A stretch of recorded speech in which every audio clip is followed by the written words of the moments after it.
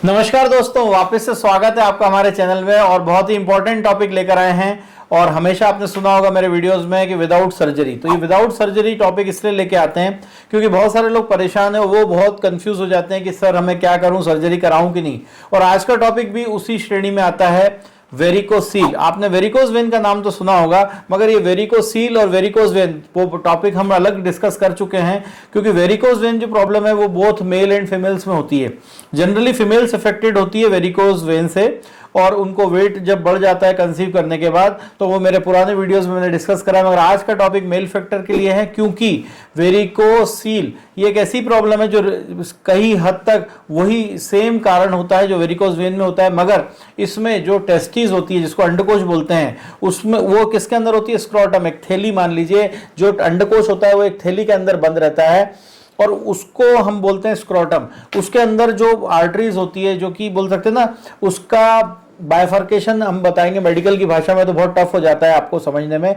मैं एक बात बताना चाहता हूं, जो वेन्स होती हैं, जो आर्टरीज होती है, जो ब्लड लेके आती हैं, जो प्रॉपर एक गुच्छा होता है, और वो टेस्टिस जो हमारी अंदर रहती हैं स्क्रोटम के अंदर, उसमें एनगॉर्जमेंट हो जाता है, वेन्स में ब्लॉकेज हो जाता है, जिसकी वजह से सूजन आ जाती है और ब्लड प्रॉपर फ्लो नहीं कर पाता। अगर आने का रास्ता है, आर्टरीज जो ब्लड लेके आती हैं वो वापस नहीं जा पाता, और वहां पे स्वेलिंग आ जाती है, एंगॉर्जमेंट हो जाता है, जिसकी वजह से पेशेंट को पैनिक सिचुएशन झेलनी पड़ती है, ब्लॉकेज हो जाता है, और वो कंडीशन बहुत हद तक एसिम्प्टोमेटिक रहती है। पेशेंट को मालूम कब चलता है? जब उसको पेन होने लगता है या वो इनफर्टिलिटी होने लगती है। पेशेंट जब स्क्रोटम यूएसजी करवाता है तब मालूम चलता है कि वेरिकोसील है, और वेरिकोसील की ग्रेड भी मालूम चल जाती है। अब मैं इसके रीजंस बहुत सारे हैं। पहला रीजन, अगर मेन रीजन की बात करें, तो जिन लोगों को स्टैंडिंग ओवेशन बोलते हैं ना, स्टैंडिंग पोजीशन में बहुत जल्दी सुपाइन पोजीशन रेस्ट करने को बहुत ज़्यादा नहीं मिल पाता है, स्टैंडिंग ज़्यादा रहती है और बहुत ज़्यादा हेक्टिक शेड्यूल रहता है, उन लोगों को ये प्रॉब्लम होती है।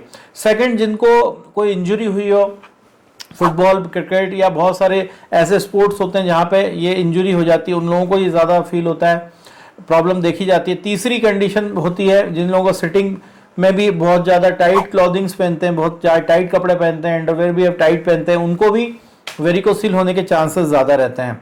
फोर्थ कंडीशन, जिसमें भी कहीं इन्फेक्शंस वगैरह हुआ हो, या कभी बहुत ज़्यादा सेक्सुअल एक्टिविटी जो लोग ज़्यादा करते हैं उसकी वजह से इंजरी हुई हो, तो वो भी एक कारण होता है। कारण बहुत सारे हैं वेरिकोसील के, मगर समाधान एक ही है, मॉडर्न होम्योपैथी।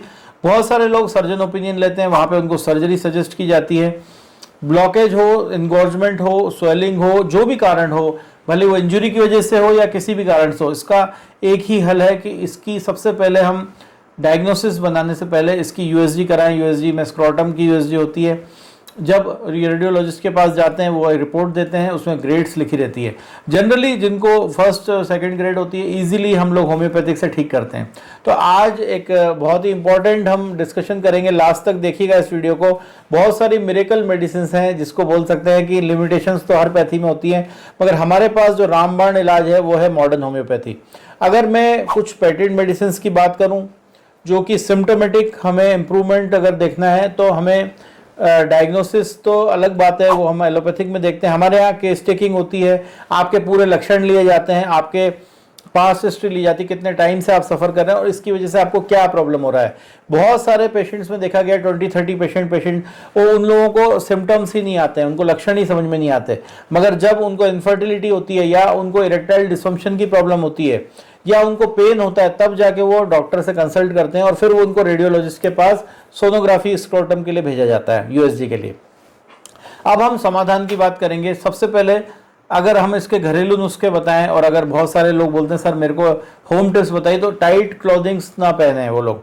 बहुत सारे लोग जो जिम जाते हैं वो हेवी वेट लिफ्टिंग कर लेते हैं विदाउट सपोर्टर। पहले के ज़माने में लोग लंगोट यूज़ करते थे, आजकल सपोर्टर चलता है, मगर उनको कोई गाइड करने वाला नहीं है। हेवी वेट लिफ्टिंग से या बेंच वगैरह जो लगाते हैं या डेड लिफ्ट कर, उनसे भी बहुत चांसेस होते हैं इंजरी होने के, और ये वेरिकोसील कंडीशन, हाइड्रोसिल कंडीशन बन सकती है। तीसरी सिचुएशन, जब पेशेंट सेक्सुअल एक्टिविटी करता है तब भी बहुत तेज अगर वो एक्टिविटी कर रहा है तो वहाँ पे भी इंजरी होने के चांसेस होते हैं। फोर्थ कंडीशन, जो लोगों का स्टैंडिंग वर्क बहुत ज़्यादा है, क्योंकि जब हम रिलैक्स होते हैं, बहुत सारे पेशेंट बोलते हैं सर मैं रात में सोता हूँ तो मुझे ऐसा लगता है प्रॉब्लम सॉल्व हो गई, क्योंकि वो सुपाइन पोजीशन में लेटे रहते हैं। मगर बहुत सारे लोग जब स्टैंडिंग पोजीशन में या हैवी वर्क होता है, जिनका खड़े रहने का काम ज़्यादा है, जैसे कि पुलिस डिपार्टमेंट में हो गए, कांस्टेबल हो गए, आपके ट्रैफिक पुलिस हो गए, या ऐसे लोग जिनको बहुत हैवी वर्क करना पड़ता है, लेबर हो गए, उन लोगों को ये प्रॉब्लम आती है। और last but not the least, हम मेडिकेशंस की बात करें तो देखिए सिम्टोमेटिक ट्रीटमेंट होता है, इसमें हम लोग पूरे टोटलिटी ऑफ सिम्टम्स के आधार पर मेडिसिन देते हैं। मगर बहुत सारे लोग बोलते हैं सर हम इतना ज़्यादा फीस नहीं पे कर सकते या हम डॉक्टर के पास नहीं जा सकते, हमें कोई एक फिक्स मेडिसिन, एक पे मेडिसिन बताइए जिससे हम स्टार्टिंग में कम से कम हमें थोड़ा बहुत इंप्रूवमेंट मिले। तो एक ऐसी मेडिसिन जो कि आपको वेरिकोज वेन के साथ वेरिकोज सील के लिए भी बहुत इफेक्टिव है, उस मेडिसिन का नाम है R42। ये डॉक्टर रैकवेक की है और इसमें भी कुछ ऐसी मेडिसिन हैं जो कि बहुत डीप एक्टिंग है, बहुत अच्छे रिजल्ट देती है। मैं अगर इसके इंग्रेडिएंट्स की बात करूं तो इसमें एस्कुलस है D30 में। अब ये पोटेंसीज अलग होती हैं क्योंकि जर्मन मेडिसिन हैं। एस्कुलस हिप एक ऐसी मेडिसिन है जो कि आपने देखा होगा, सुना होगा, बहुत सारे पाइल्स के वीडियो, हेमोरॉइड्स के, वहां पे डॉक्टर्स रिकमेंड करते हैं बेस्ट सिलेक्टेड मेडिसिन के नाम से एस्कुलस हिप, वो इसमें ऐड है। सेकेंड मेडिसिन है belladonna. Belladonna choice of medicine रहती है जहां पे रेडनेस है, स्वेलिंग है, पेन है, पेन के लिए बहुत अच्छी मेडिसिन है और बहुत एक्यूट मेडिसिन है, कोई साइड इफेक्ट नहीं है। तीसरी मेडिसिन है कैलकेरिया फ्लोर, मेरी चॉइस ऑफ मेडिसिन है जहां पे भी एनगॉर्जमेंट होता है, हार्डनेस होती है, जहां पे ब्लड सर्कुलेशन रुक जाता है या कोई गठान टाइप की बन जाती है, यहाँ पे भी सेम कंडीशन, जो वेन्स होती है उसमें एनगॉर्जमेंट हो जाता है, गुच्छे में वो बन जाती है और स्वेलिंग आने लगती है, ब्लड फ्लो नहीं आ पाता, वहां पे कैलकेरिया फ्लो ब्लड फ्लो को और हार्डनेस को रिमूव करने के लिए बहुत अच्छी मेडिसिन है। कार्डासमूर बहुत अच्छी, हार्ट के लिए भी, लीवर के लिए भी बहुत अच्छी मेडिसिन है। और एक और बेस्ट मेडिसिन है जो कि हर होम्योपैथिक डॉक्टर इसको रिकमेंड करता है, इसका नाम है हेमामिलिस। इसके मदर टिंचर जिसको अर्क बोलते हैं, बहुत अच्छा इफेक्टिव है, हम इसको डिस्क्रिप्शन में दे देंगे। हेमामिलिस का मदर टिंचर अगर आप डीप एक्टिंग मेडिसिन देते हैं और अर्क के रूप में देते हैं, बहुत अच्छी मेडिसिन है। और एक और मेडिसिन है मेजेरियम। मेजेरियम में इचिंग वगैरह बहुत ज्यादा होती है, पेशेंट को पेन भी होता है, डिस्कंफर्ट फील होता है। और एक और मेडिसिन है पल्सेटिला। पल्सेटिला एक ऐसी मेडिसिन जिसको लेडी मेडिसिन कहा जाता है, मगर बेल फैक्टर में भी कई हद तक ये कारगर साबित हुई है। पल्सेटिला को भी लोअर पोटेंसी में दिया जाता है। और वाइपेरा एक ऐसी मेडिसिन है जो कि स्नेक विनम से बनती है और उसमें भी बहुत अच्छे रिजल्ट्स हैं ब्लड फ्लो को बढ़ाने के। Last but not the least, एक ऐसी मेडिसिन जिसने झंडे गाड़े हैं और हमेशा एक क्वालिफाइड एमडी डॉक्टर उसको रिकमेंड करता है लो पोटेंसी में या मदर टिंचर में, आर्निका मोंटाना, जो कि इंजुरी किसी भी कंडीशन में हुई है। मैं इसको लास्ट में इसलिए ले रहा हूं, बहुत कम केसेस आते हैं इंजुरी होने के बाद वेरिकोज वेन के, और अलग अलग जो फैक्टर है मैंने आपको पहले बता दिए। हाँ, अगर इंजुरी की वजह से अगर आपको वेरिकोसील हुआ है और ये प्रॉब्लम आ रही है जिसमें आपकी प्रॉब्लम बहुत ज्यादा बढ़ रही है और ये प्रॉब्लम क्योर नहीं हो रही, तो आर्निका मोंटाना आप रात में देंगे तो 200 पोटेंसी, और अगर आप वैसे देते हैं तो 30 पोटेंसी इज वेरी इफेक्टिव।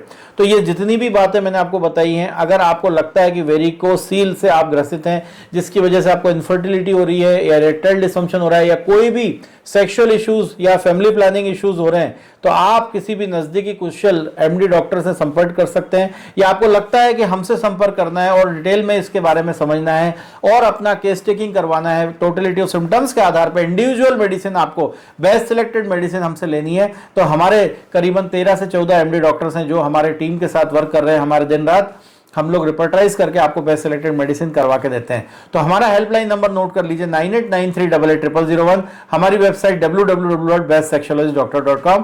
और फिर मिलेंगे ऐसे ही इंपॉर्टेंट वीडियो के साथ जहां पे विदाउट सर्जरी मिरेकल रिजल्ट्स होते हैं और मॉडर्न होम्योपैथिक आपको मालूम चलेगा कितने अच्छे रिजल्ट्स दे पा रही है।